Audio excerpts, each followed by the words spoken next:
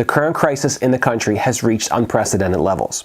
Businesses, sporting events, schools, and even government agencies have all closed down in order to try to curb the spread of this illness. Because this is a real estate investing channel, and because a lot of my subscribers are very anxious right now, wondering how this is going to impact real estate, I want to dive into that topic in this video and talk about the 3 areas of real estate that I see being impacted the most right now. I also want to share with you guys my thought process and what I'm doing to try to weather this storm. Coming up.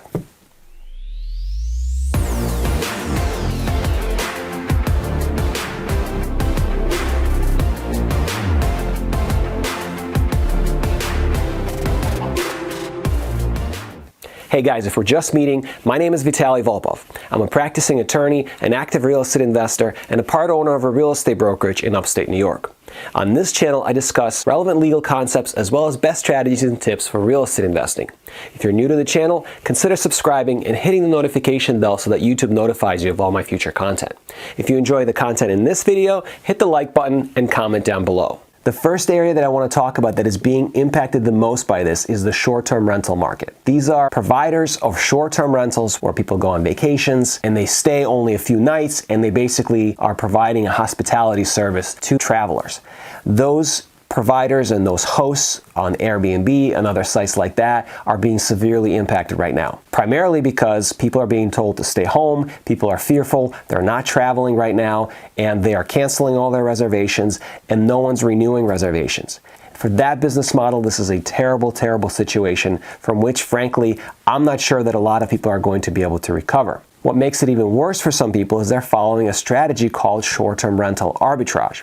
I talked about this strategy in a couple of my other videos, but I'll just quickly recap it here. The strategy is basically going to an owner of a rental property, telling them that you're going to rent that property for a year or 2 years or some lengthy period of time, and telling them that you're going to sublease that property to short-term renters for a profit, and that it's a win-win scenario for both the owner and the operator of the short-term rental business. The way that these short-term arbitrage operators are making money is through the difference between the income they bring in from the short-term renters and the expenses that they have to pay out in order to provide the hospitality services, as well as the long-term rent that they're paying to landlords. So right now, because those short-term renters are canceling and they're not reserving new bookings, the revenue stream for those operators is drying up. But because they have to still pay rent, they're being squeezed on that end as well.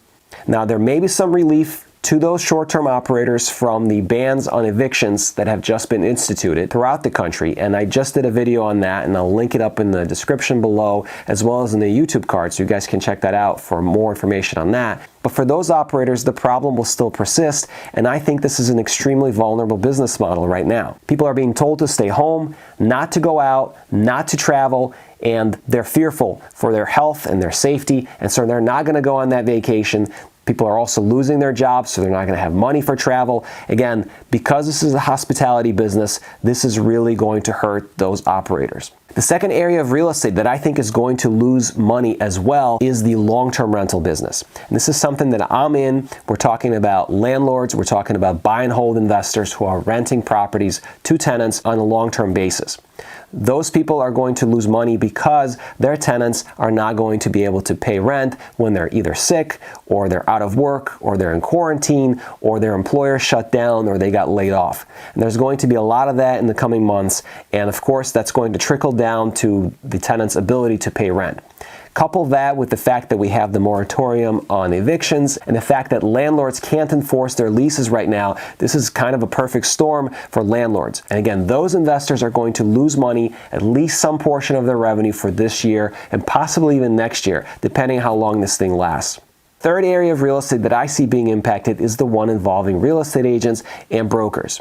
I've seen this anecdotally in my local area with my own realtors, with the realtors that belong to our brokerage, where clients are canceling showings, where open houses are being canceled because of the fears that individuals will come through the open houses who may be infected, who may be sick, and thereby end up infecting the homeowners or infecting the tenants that are in those properties that are being put up for sale. So the effect there is going to be that sellers are going to pull their properties from the market, or they're simply going to prohibit showings for a period of time time, which is going to delay sales, which is in turn going to cause real estate agents and real estate brokers to lose commissions or at least have commissions be delayed.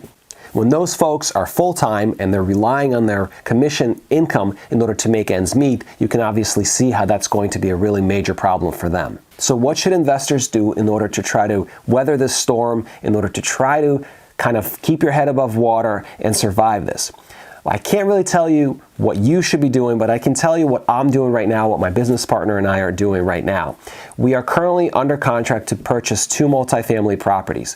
One of them was supposed to close next week. We are planning currently to postpone that for a period of time. We're probably still going to close on that deal in the near future because we have the financing in place. We have the private lenders who are relying on us to make their interest returns, so we're probably going to go ahead and deploy that money. Additionally, we also have contractors who are relying on us for work to ensure that they're able to put food on the table for their families. And so obviously it's more than just us and what we're doing. We kind of have people who are relying on us to continue to be viable financially.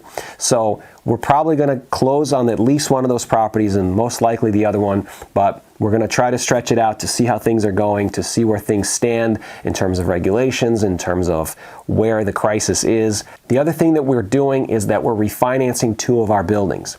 We currently have short-term financing on these 2 properties with private lenders, and our plan is to move that into long-term financing with a bank. Because the interest rates are right now at their lowest levels, I think it's a really good time to go ahead, lock in those rates, and if you are financially able to qualify for a loan, I definitely think that this is a good time, especially if you have private loans or some kind of other high-interest loans on your properties. This could be a good time for a refinance. Finally, what we're doing is we're making sure that we have sufficient reserves in order to cover any periods of lost rent so that we can continue paying all of our obligations and we can continue operating the properties the way that we have been, the way that we're accustomed to. We're also in contact with tenants to make sure that they're able to make the payments, and if any of them, which none have said anything yet, but if any of them come to us and say that, they're going to be facing financial difficulties, we're willing to work with those tenants, maybe come up with some kind of a payment plan or a deferred plan. We definitely don't want to put out